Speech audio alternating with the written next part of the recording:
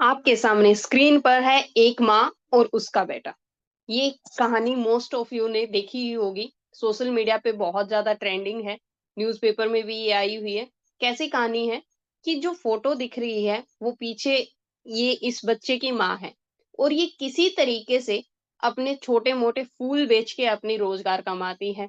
But उसके बाद क्या हुआ? बेटे ने 3 दिन तक खाना नहीं खाया। और क्यों? डिमांड थी कि एक आईफोन चाहिए। जैसे तैसे करके माँ ने आईफोन तो दिला दिया। बट सोचने वाली बात यह है कि ये जो हमारे पास बच्चे की डिमांड है आईफोन या फिर कुछ और मांगना, क्या ये बच्चे की एस्पिरेशन है या फिर ये जस्ट एक टॉक्सिक शो ऑफ का कल्चर बन गया है हमारे यूथ के अंदर? तो इसी चीज को आज हम डिस्कस करेंगे इसी में एथिकल पर्सपेक्टिव से। पहली बात ये कि क्या ये डिमांड और शो ऑफ करना गलत है, और अगर गलत है तो क्यों गलत है, देखते हैं वन बाय वन करके। जो प्रॉब्लम ऑफ शो ऑफ है उसमें क्या रहता है कि पहली चीज ये कंज्यूमरिज्म वर्सेस जरूरत में आ जाती है, वर्सेस नेसेसिटी में आ जाती है। जब बेसिक नीड्स पूरी ना हो और लग्जरी डिमांड करना, उस टाइम पे अनफेयर हो जाता है। कंज्यूमरिज्म एक ऐसा साइकिल है जिसमें लोग बेसिक नीड्स को छोड़ के बहुत ज्यादा ब्रांड्स के पीछे भागते हैं, लग्जरी आइटम के पीछे भागते हैं। मेन मोटिव क्या है? सोसाइटी में शो ऑफ करना। फोमो फियर नहीं होना चाहिए। FOMO means fear of missing out. हमारा फ्रेंड के पास ये है तो मेरे पास क्यों नहीं है? सो इसको अगर आप इकोनॉमिक लेंस से देखोगे ना, तो क्या है, नेशनल सैंपल सर्वे का डेटा के हिसाब से रूरल इंडिया में 60% ऑफ हाउस होल्ड्स की जो इनकम है वो खाने पीने पर खर्च हो जाती है। तो सिर्फ खाना ही तो लाइफ सेविंग के लिए जो नेसेसरी चीज नहीं है। उसके बाद रोटी और कपड़ा, रोटी होने के बाद कपड़ा मकान भी चाहिए। तो 40% में उनको वो बेसिक नेसेसिटीज पूरी करनी है। बट उसी टाइम जब शो ऑफ का कल्चर आता है तो बच्चों की डिमांड होती है कि 40% में लग्जरी भी कंप्लीट हो। उस टाइम कंज्यूमरिज्म और नेसेसिटी के बीच ये चुनाव एक दिक्कत बन जाता है। दूसरी चीज, parental sacrifice versus children's responsibility. माँ बाप की जो इनकम होती है वो एक फिक्स्ड पाई की तरह होती है। वो कहाँ यूज करना है? जब आपके रिसोर्सेज लिमिटेड है तो उस सेविंग्स को आपको अच्छे सोच समझ के विजडम के साथ यूज करना होता है। अगर अननेसेसरी लग्जरी पे खर्च होगा तो कहीं ना कहीं जरूरत वाली चीज पे ऑब्वियसली कॉम्प्रोमाइज होगा, क्योंकि इनकम इतनी है ही नहीं कि आप लग्जरी पे बहुत ज्यादा उड़ा दो उसके बाद भी आपकी बेसिक नेसेसिटीज कंप्लीट हो जाए। और इस टर्म को इकोनॉमिक्स के पर्सपेक्टिव से क्या कहते हैं? Trade off. ट्रेड ऑफ क्या मतलब हुआ? ट्रेड ऑफ या फिर अपॉर्चुनिटी कॉस्ट।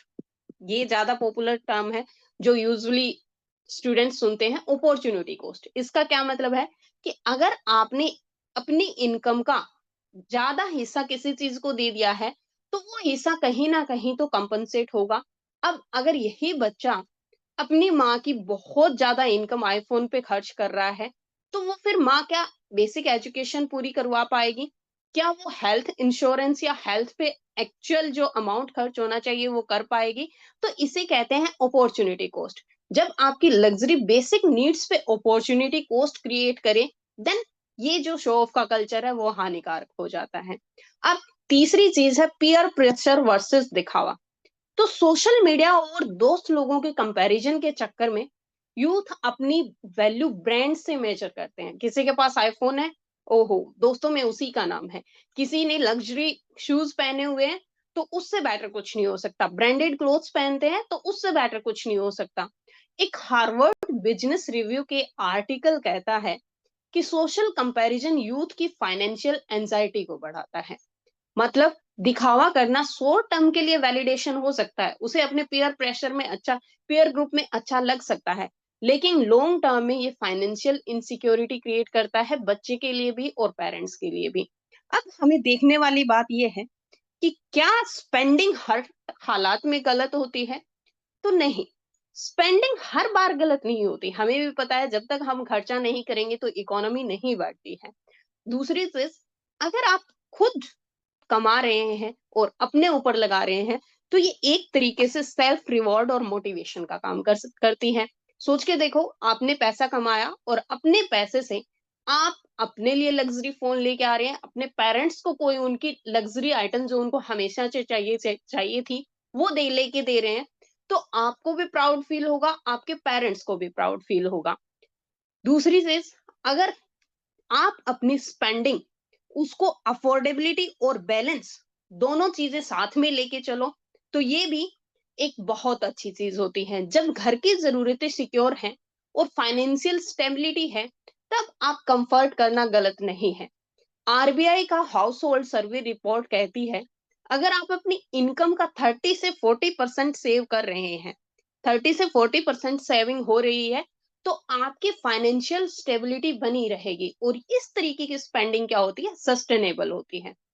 दूसरी बात, अगर आपकी स्पेंडिंग पर्पस ड्रिवन है, कि किसी पर्पस के लिए आप स्पेंडिंग कर रहे हो, मान लो कि आपने कुछ ऐसी चीज खरीदी है जो प्रोडक्टिविटी को इंक्रीज करेंगी। एज ए फार्मर, आप अगर आप मशीन्स में इन्वेस्ट करते हैं जो आपको हार्वेस्टिंग में काम आता है, तो वो आपकी कहीं ना कहीं क्या है, इनकम बढ़ाएगा। सिमिलरली, अगर आप कोई बिजनेसमैन है और वहां पे इन्वेस्टमेंट कर रहे हैं, तो ये क्या है, आपको रिटर्न्स दे रहे हैं, और इसे इकोनॉमिक्स की टर्म में क्या कहते हैं, रिटर्न्स ऑन इन्वेस्टमेंट। जैसे एक स्टूडेंट अगर टैबलेट खरीदता है, तो वो क्या करेगा, वो उससे स्टडी के पर्पज से ले रहा है, तो इससे क्या होगा, लॉन्ग टर्म में उसके करियर में ग्रोथ होगी। तो ये क्या हुआ, यहाँ जो इन्वेस्टमेंट है उस पर रिटर्न्स कहीं बहुत ज्यादा है, तो इस हालात में भी क्या है, स्पेंडिंग गलत नहीं होती है। और चौथी चीज जो आदमी को जिंदगी में हमेशा फॉलो करनी चाहिए, वो है कि मॉडरेशन, और you can say balance is the key. Balance और मॉडरेशन, तो एक रूल है 50-30-20 का रूल। ये क्या रूल होता है, बहुत सिंपल है, बट अपनी लाइफ में अप्लाई करोगे तो हमेशा फाइनेंशियली स्टेबल भी रहता है इंसान और मेंटली भी सस्टेनेबल होता है।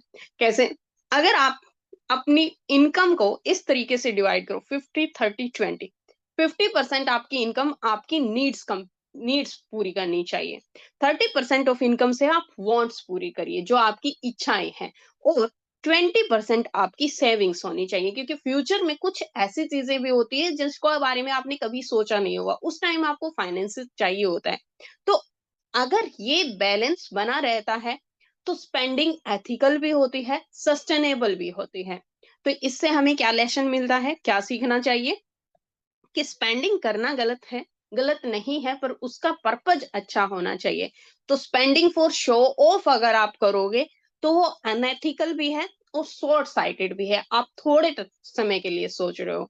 बट स्पेंडिंग वहीं अगर आप ये देख रहे हो कि जो आप स्पेंड कर रहे हो उस पर इन्वेस्टमेंट कितनी आ रही है, उसकी अफोर्डेबिलिटी कितनी है, और आप किस तरीके से उसको बैलेंस कर रहे हो, तो वो आपकी क्या हो जाती है, एक एथिकल चॉइस हो जाती है। ट्रू स्टेटस सिंबल क्या होता है, विजडम होती है कि आप कैसे आपके फाइनेंशियल मनी को यूज कर रहे हो, रादर देन कोई आईफोन, कोई ब्रांड, कोई भी और चीज जो सिर्फ दिखावे के लिए होती है। तो इस तरीके से आपको अपनी और अपने पेरेंट्स की जो स्पेंडिंग है, को जो अर्निंग है, उसको बहुत विजडम से, बहुत ही ज्यादा सोच समझ के यूज करना चाहिए। इस तरीके से अगर आपको ऐसी वीडियोस पसंद आ रही है तो उनको लाइक और शेयर करें, साथ में चैनल को सब्सक्राइब करना ना भूलें। Thank you.